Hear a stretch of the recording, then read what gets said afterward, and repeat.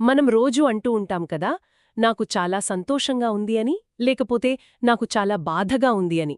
అవును, చాలా సహజంగా వాడే మాటలు. ఈ మాటలు విన్నప్పుడు మన అనుభూతులే మనల్ని నిర్వచిస్తున్నాయేమో అనిపిస్తోంది.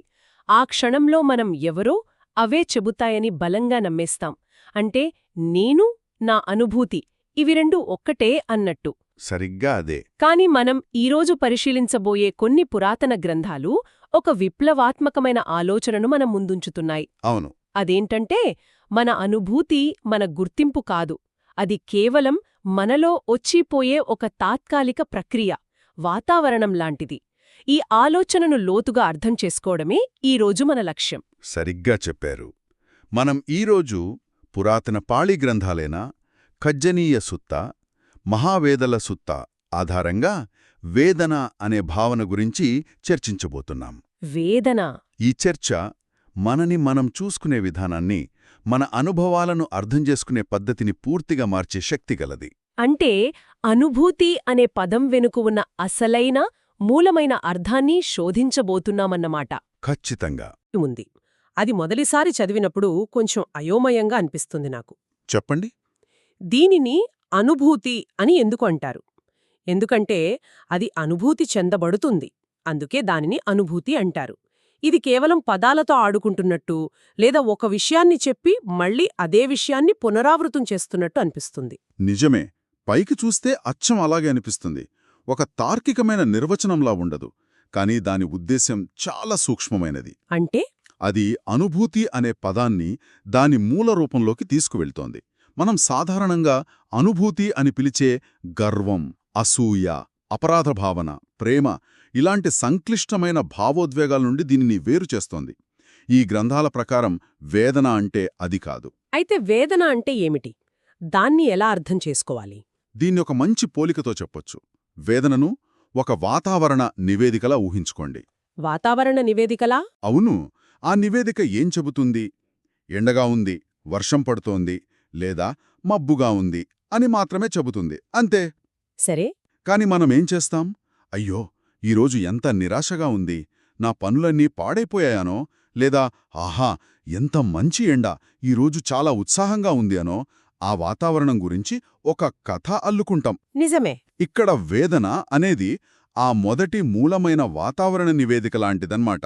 ఓ, అర్థమైంది. అంటే మన 5 ఇంద్రియాలు లేదా మనస్సు బయటి ప్రపంచంతో కలిసిన మొదటి క్షణంలో కలిగే ప్రాథమిక స్పందన. అది ఆహ్లాదకరంగా ఉందా, అహితకరంగా ఉందా, లేక తటస్థంగా ఉందా? ఈ మూడింటిలో ఏదో ఒకటి. ఆ తర్వాత మనం అల్లుకునే కథ అంతా భావోద్వేగమవుతుంది. సరిగ్గా. అంటే ఒక సంఘటన జరిగినప్పుడు మనం దానిపై తీర్పులు చెప్పకముందు, దానికి పేర్లు పెట్టకముందు, ఆ మొదటి క్షణంలో మన శరీరంలో కలిగే ఆ స్పర్శే వేదన. ఇది చాలా ఆసక్తికరంగా ఉంది. అవును.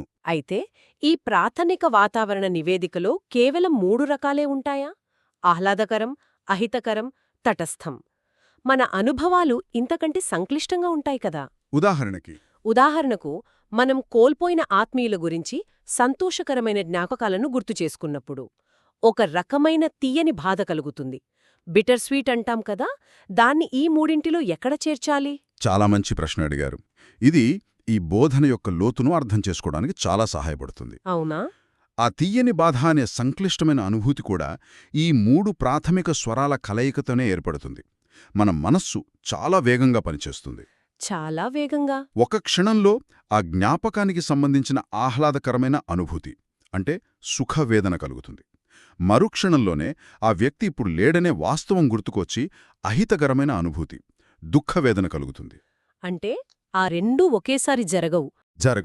ఈ 2 అనుభూతులు చాలా వేగంగా ఒకదాని తర్వాత ఒకటి మారడం వల్ల మనకు అది ఒకే తీయని బాధ అనే అనుభూతిగా అనిపిస్తుంది. మన మనస్సు ఈ వేగవంతమైన అనుభూతుల ప్రవాహాన్ని గమనించకుండా వాటన్నిటినీ కలిపి ఒక కథగా, ఒకే భావోద్వేగంగా నిర్మిస్తుంది. ఆహా. కాబట్టి ఏ సంక్లిష్టమైన భావోద్వేగాన్ని విడదీసి చూసినా దాని మూలంలో ఈ 3 ప్రాథమిక స్వరాలే ఉంటాయి. అంటే మనం గమనించలేని వేగంతో ఈ ప్రాథమిక అనుభూతులు మారుతూ ఉంటాయన్నమాట. ఇందులో మూడవది తటస్థమైన అనుభూతి గురించి చెప్పారు. దాన్ని మనం పెద్దగా గమనించమనిపిస్తోంది. అవును, దాన్ని అదుఃఖం అసుఖం అంటారు. సుఖమూ కానిది దుఃఖమూ కానిది. ఉదాహరణకి ఉదాహరణకు, మనం నడుస్తున్నప్పుడు మన పాదాలకు నేల తగలడం, లేదా మనం శ్వాస తీసుకుంటున్నప్పుడు గాలి లోపలికి బయటకు వెళ్లడం. గదిలో ఫ్యాన్ చప్పుడు కూడా. ఖచ్చితంగా ఇవి ఆహ్లాదకరంగానూ అహితకరంగానూ ఉండవు. అందుకే మన దృష్టి వాటిపైకి వెళ్లదు. మన అవధానం ఎప్పుడూ తీవ్రమైన అనుభూతుల వైపే మొగ్గు చూపుతుంది. నిజమే. కాని మన రోజులో అత్యధిక శాతం అనుభవాలు ఈ తటస్థమైనవే. వాటిని గమనించడం మొదలుపెడితే మన అనుభవ ప్రపంచం యొక్క స్వరూపమే మారిపోతుంది. సరే, ఈ నిర్వచనం చాలా స్పష్టంగా ఉంది. అనుభూతి అంటే కేవలం ఒక ప్రాథమిక స్వరం. కానీ దీనికి ఇంత ప్రాముఖ్యత ఎందుకు? ఇది మన జీవితాన్ని మార్చగలదు అని మీరు మొదట అన్నారు. ఈ సరళమైన నిర్వచనం అంత శక్తివంతమైనది ఎలా అవుతుంది? దీని ప్రాముఖ్యతను మనం 3 కోణాల్లో చూడవచ్చు. మొదటిది, ఇది అనుభూతిని వ్యక్తిగతీకరణ నుండి దూరం చేస్తుంది. వ్యక్తిగతీకరణ నుండి దూరం చేయడమంటే? మన సాధారణంగా నేను బాధపడుతున్నాను అంటాం. ఈ వాక్యం ఆ బాధను మన అస్తిత్వంలో ఒక భాగంగా చేస్తుంది. కాని ఆ పురాతన నిర్వచనం అది అనుభూతి చెందబడుతుంది అని చెబుతుంది. అంటే ఇక్కడొక అహితకరమైన అనుభూతి ఉంది అని గమనించడం? సరిగ్గా. ఈ చిన్న మార్పు చాలా పెద్ద ప్రభావాన్ని చూపుతుంది.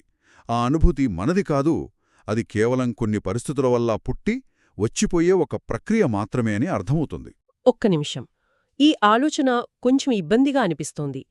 మన ఆత్మీయులు మనల్ని కౌగిలించుకున్నప్పుడు కలిగే ఆనందం నా ఆనందం కాకుండా కేవలం ఒక ఆహ్లాదకరమైన అనుభూతి అక్కడ ఉంది అనుకుంటే దానిలో ఉన్న మాధుర్యం, ఆ మానవత్వం పోదా?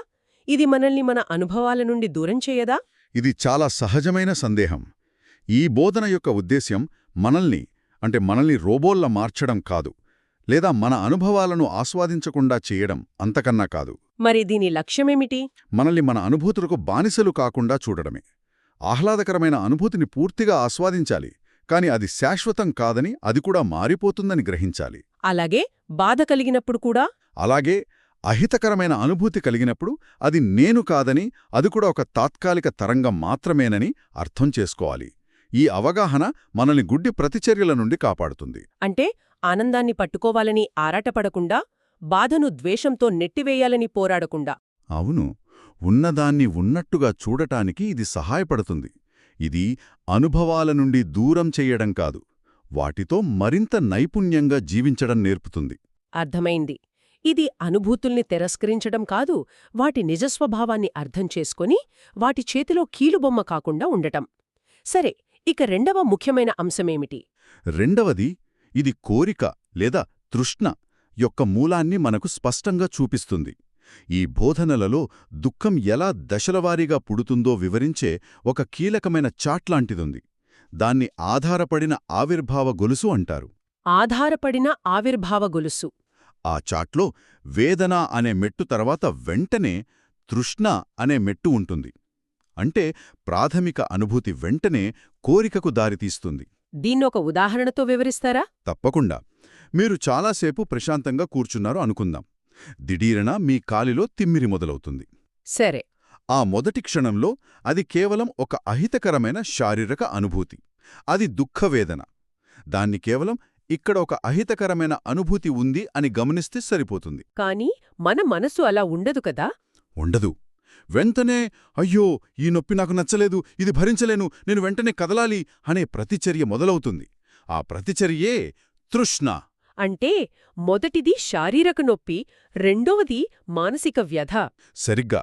ఈ బోధన ఏం చెబుతుందంటే, ఆ మొదటి ప్రాథమిక అనుభూతిని గమనించడం ద్వారా రెండవదైన మానసిక ప్రతిచర్యకు మధ్య ఒక చిన్న ఖాళీని సృష్టించవచ్చు. ఆ ఖాళీలోనే మన స్వేచ్ఛ ఉంది. ఆహా, అనుభూతికి మన ప్రతిచర్యకు మధ్య ఆ చిన్న విరామాన్ని సృష్టించడమే అసలైన సాధన అన్నమాట. ఇది చాలా శక్తివంతమైన ఆలోచన. ఇక మూడవ అంశం.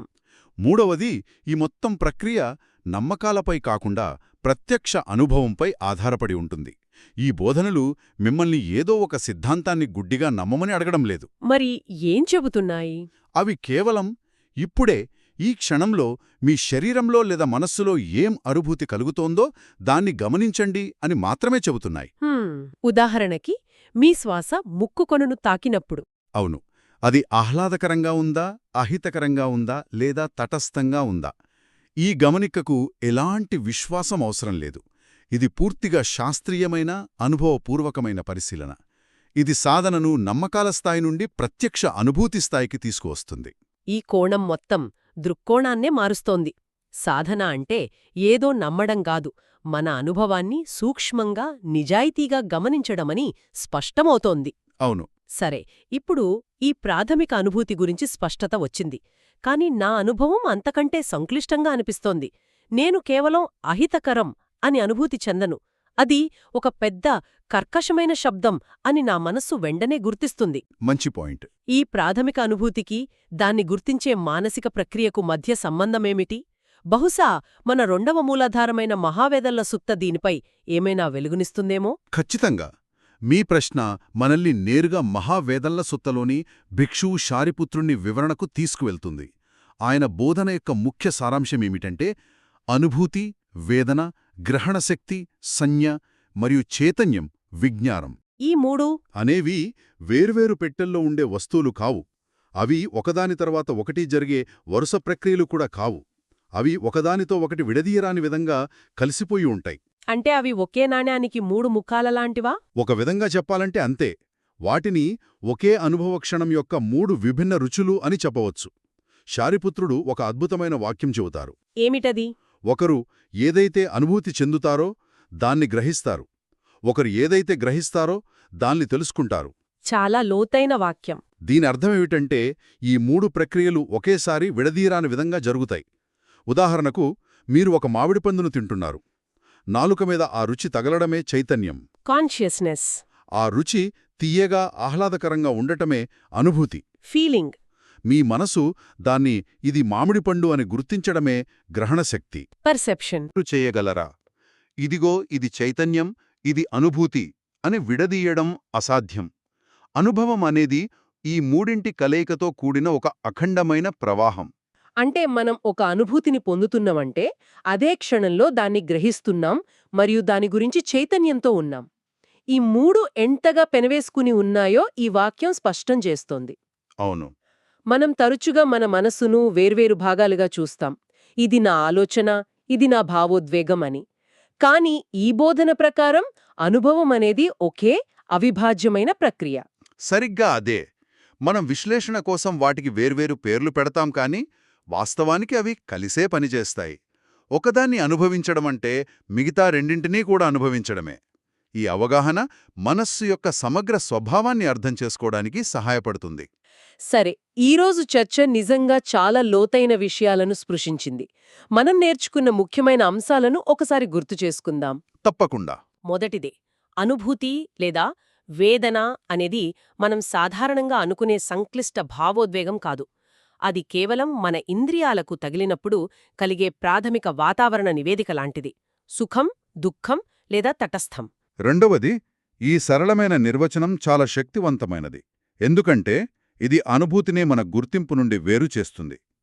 నేను బాధపడుతున్నాను అనడానికి బదులుగా ఇక్కడొక అహితకరమైన అనుభూతి ఉంది అని చూడటం నేర్పుతుంది. ఇది మన ప్రతిచర్యలకు, అనుభూతులకు మధ్య స్వేచ్ఛను ఇచ్చే ఒక విరామాన్ని సృష్టిస్తుంది. ఖచ్చితంగా. చివరగా, అనుభూతి, గ్రహణశక్తి మరియు చైతన్యం అనేవి వేర్వేరుగా జరిగే ప్రక్రియలు కావు. అవి ఒకే అనుభవ క్షణంలో విడదీయరాని విధంగా కలిసిపోయి ఒకే ప్రవాహంగా పనిచేస్తాయి. ఖచ్చితంగా. ఇప్పుడు ఈ చర్చను ముగించే ముందు శ్రోతలను ఆలోచింపచేసే ఒక చివరి ప్రశ్నతో ముగిద్దాం. సరే. ఈ మూలాధారాలు పరోక్షంగా ఒక లోతైన విషయాన్ని సూచిస్తున్నాయి. నేను అనే స్థిరమైన భావనను ప్రశ్నించడానికి ఈ అవగాహనను ఎలా ఉపయోగించవచ్చనే దాని గురించి ఆసక్తికరంగా ఉంది. కాబట్టి ఆలోచించాల్సిన విషయమిదే. ప్రతి అనుభవం కేవలం సుఖం, దుఃఖం లేదా తటస్థం అనే ఈ క్షణికమైన అనుభూతుల నిరంతర ప్రవాహం అయితే, ఆ నిరంతరం మారుతున్న ప్రక్రియలో స్థిరమైన, శాశ్వతమైన నేను అనేది ఎక్కడ కనిపిస్తుంది?